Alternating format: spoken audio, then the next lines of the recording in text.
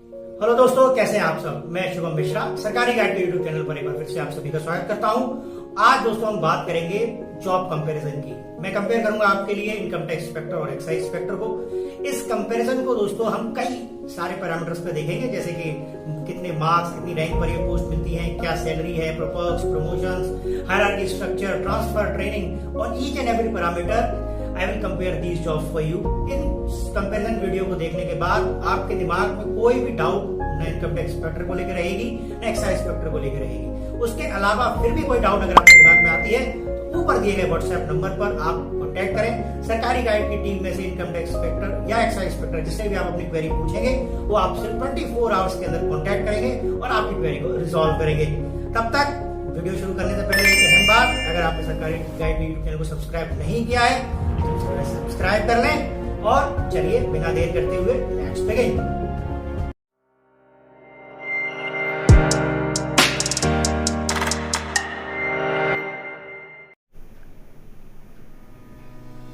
सबसे पहले basic information समझेंगे इनकम टैक्स इंस्पेक्टर और एक्साइज इंस्पेक्टर की।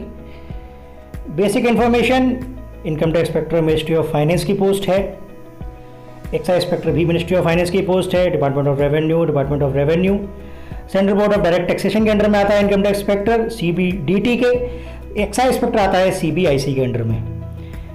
लेवल 7 की पोस्ट है, ग्रुप C ग्रेड पे 4600 है। लेवल 7 की ही पोस्ट है बट ग्रुप B की पोस्ट है, ये पहला डिफरेंस। और ग्रेड पे 4600 सेम ही है। पोस्टिंग ऑल इंडिया में कहीं भी होती है, रीजनल इनकम टैक्स ऑफिस में होती है आपकी पोस्टिंग। यहाँ पर आपकी पोस्टिंग ऑल इंडिया में ही होती है बट कमिश्नर ऑफिस में होती है, ये एक डिफरेंस है। इसके बाद बात करेंगे मार्क्स और रैंक की। तो दोस्तों एक बात इसमें डिस्कस करने से पहले शुरू में मैं आपको बता दूं कि इनकम टैक्स इंस्पेक्टर और एक्साइज इंस्पेक्टर के जो मार्क्स हैं वो अप्रॉक्सीमेटली सेम ही होते हैं, बट जो रैंक में अंतर आता है वो काफ़ी ज़्यादा आ जाता है। बताता हूँ क्यों।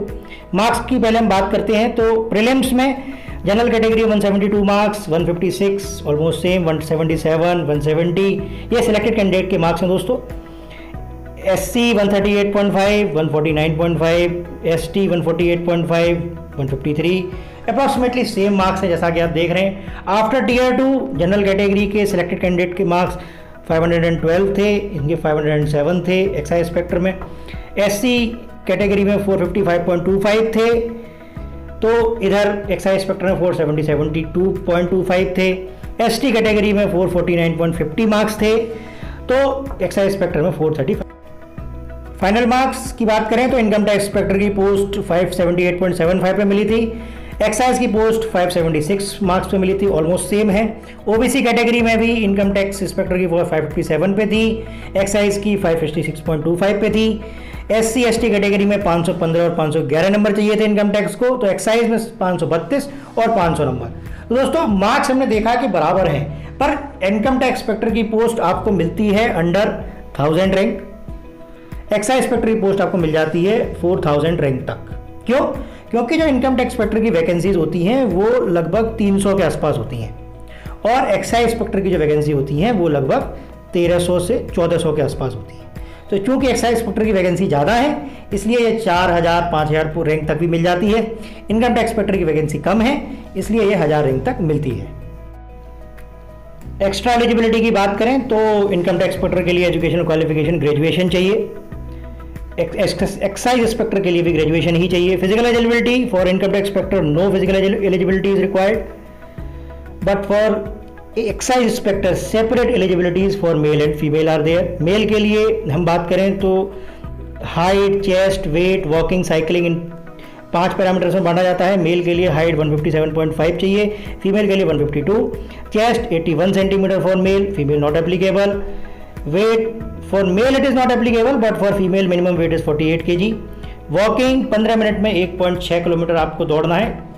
ध्यान रहे दौड़ना नहीं है, नहीं चलना है, जैसे कि हम जॉगिंग करते हैं वैसे ये टेस्ट होता है। जॉगिंग करनी है आपको 15 मिनट में 1.6 किलोमीटर, फीमेल को 20 मिनट में 1 किलोमीटर, साइकिलिंग 30 मिनट में 8 किलोमीटर आपको पूरे करने हैं और 25 मिनट में फीमेल्स को 3 किलोमीटर पूरे करने हैं। तो ये थी एक डिफरेंस एक और, जिसमें फिजिकल एलिजिबिलिटी भी एक क्राइटेरिया होती है एक्साइज इंस्पेक्टर में। अब बात करेंगे टाइम फॉर सेल्फ स्टडी के बिहाफ पर। दोस्तों एसएससी सीजीएल को जब हम क्वालिफाई करते हैं तो हम हमेशा अपने आगे के करियर के बारे में भी सोचते हैं। इसी पैरामीटर को ध्यान में रखकर हम ये कंपैरिजन कर रहे हैं। Time for self study income tax inspector में मुश्किल से मिलता है, ये ध्यान रखने वाली चीज़ है। एक्साइज इंस्पेक्टर में बहुत टाइम होता है आपके पास पढ़ाई करने का।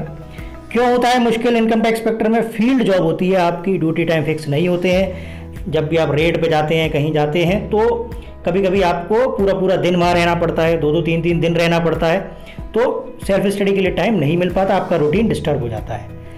एक्साइज इंस्पेक्टर की बात करें तो आपकी ड्यूटी टाइम फिक्स होंगे, सैटरडे संडे भी आपको ऑफ मिलेंगे, तो आप पढ़ने के लिए काफ़ी टाइम निकाल सकते हैं और कोचिंग्स वगैरह भी ज्वाइन कर सकते हैं। वर्कलोड की बात करें तो income tax inspector lot of pressure of workload होता है, हर समय आपके ऊपर काम का काफ़ी दबाव होगा और आप पढ़ाई के लिए समय नहीं निकाल पाएंगे।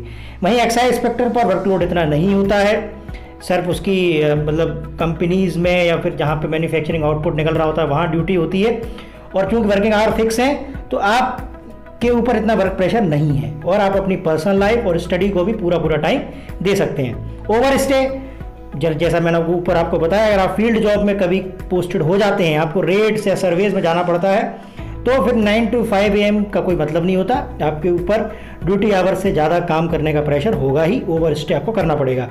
वहीं एक्साइज इंस्पेक्टर को ओवर स्टे नहीं होता है। जब भी ईयर एंडिंग आती है, जनवरी से मार्च का जो क्वार्टर होता है, फाइनेंशियल क्लोजिंग का टाइम होता है, उस टाइम आपको 1 से 2 घंटे ऑफिस में एक्स्ट्रा देने पड़ते हैं। Otherwise in the complete year आपको कोई ओवर टाइम करना नहीं पड़ता और आप अपनी स्टडी के लिए पूरा पूरा टाइम निकाल सकते हैं। सैलरी और पर्क्स की बात करें तो दोस्तों, सैलरी इनकम टैक्स इंस्पेक्टर की इन हैंड सैलरी हम बात करें तो लेवल 7 की पोस्ट है, दोनों 62,000 फिक्स होती है। इनकम टैक्स इंस्पेक्टर को मोबाइल का बिल भी मिलता है, पेट्रोल का बिल भी मिलता है, 2200 रुपये पर महीने। वहीं एक्साइज इंस्पेक्टर को यूनिफॉर्म अलाउंस मिलते हैं 10,000 रुपये पर साल, इसको कोई मोबाइल कोई पेट्रोल नहीं मिलता है, ध्यान रहे। Promotion chances income tax inspector के बेटर हैं, अगर आप साउथ रीजन में पोस्ट हो जाते हैं तो आप काफ़ी ऊपर तक पोस्ट तक भी जा सकते हैं। प्रमोशन चांसेस एक्साइज इंस्पेक्टर के काफ़ी स्लो हैं, ध्यान रहे आपको ये चीज़। आपको 8 से 10 साल लगेंगे अगली पोस्ट सुपरिंटेंडेंट तक पहुंचने में, और अपने करियर में आप 1 से 2 प्रमोशन लेके ही रिटायर हो जाएंगे। वहीं इनकम टैक्स इंस्पेक्टर में आपको 4 से 5, कहीं कहीं 6 प्रमोशन भी मिल सकते हैं। हायरार्की स्ट्रक्चर कुछ इस तरीके का है दोस्तों। इनकम टैक्स इंस्पेक्टर अपने करियर में लेवल 7 से स्टार्ट करता है इनकम टैक्स इंस्पेक्टर, और अगले 5 साल में इनकम टैक्स ऑफिसर बन जाता है, जो कि लेवल 8 की पोस्ट है, गजेटेड ऑफिसर की पोस्ट है। वहीं एक्साइज इंस्पेक्टर 8 साल लेता है अगले लेवल 8 गजेटेड ऑफिसर को बनने में, तो यहाँ ये 5 साल है, यहाँ ये 8 साल है। वहीं अगले 8 साल में assistant commissioner of income tax बन जाता है, और उसके अगला प्रमोशन एक्साइज इंस्पेक्टर को लेने में 15 साल लगते हैं असिस्टेंट कमिश्नर बनने में। वहीं अगले 5 साल बाद डिप्टी कमिश्नर बनने के चांसेस भी होते हैं, और अगर आपका ट्रैक रिकॉर्ड बहुत अच्छा है as an income tax inspector, आप लेवल 12 तक भी पहुंच सकते, ज्वाइंट कमिश्नर तक भी पहुंच सकते हैं। लेवल 12 की पोस्ट है, काफ़ी अहम और पावरफुल पोस्ट मानी जाती है, यहाँ तक भी आप पहुंच सकते हैं। जबकि एक्साइज इंस्पेक्टर में आप अपने करियर में असिस्टेंट कमिश्नर से ही रिटायर हो जाते हैं in most of the cases. Influence की अगर हम बात करें, society influence and official influence की, तो इनकम टैक्स इंस्पेक्टर की ऑफिशियल पावर हाई है। आप लेवल 7 के ऑफिसर होते हैं, आपके नीचे सिग्निफिकेंट टीम भी होती है, टैक्स असिस्टेंट और लेवल 2 लेवल 3 की पोस्ट के कैंडिडेट्स भी आपके नीचे आते हैं, तो आपकी ऑफिशियल पावर काफ़ी होती है। सोसाइटी में इन्फ्लुएंस की बात करूं तो इनकम टैक्स इंस्पेक्टर उन टैक्स इशू से रिलेट करता है जो सोसाइटी को डायरेक्टली अफेक्ट करते हैं, इसलिए बहुत हाई आपकी सोसाइटी में रिस्पेक्ट होगी। लेवल 7 के ऑफिसर होते हैं आप, सेंट्रल गवर्नमेंट की जॉब होती है, तो आपका ऑरा एक अलग ही होता है सोसाइटी में। तो highly influential job in terms of society और हाई ऑफिशियल रिस्पेक्ट। अब बात करें एक्साइज इंस्पेक्टर की, लिमिटेड ऑफिशियल पावर दोस्तों। अपने ऑफिस में बहुत छोटा सा केबिन होगा आपका, और काफ़ी सारे एक्साइज इंस्पेक्टर होंगे वहाँ पर, इसलिए बहुत इन्फ्लुएंशियल फीलिंग नहीं आती है ऑफिस में। सोसाइटी में इन्फ्लुएंस की बात करें तो इन्फ्लुएंशियल पोस्ट है निश्चित रूप से। यूनिफॉर्म जॉब होती है सबसे पहले, तो ये बहुत प्लस पॉइंट है इसका। यूनिफॉर्म जॉब हमेशा सोसाइटी की नज़रों में एक ऑरा क्रिएट करती है, तो being in uniform it is a great sense of pride in society. आपको एक डिस्टिंग्विश्ड फीलिंग आएगी इंस्पेक्टर एक्साइज बनकर जब भी आप सोसाइटी में जाएंगे।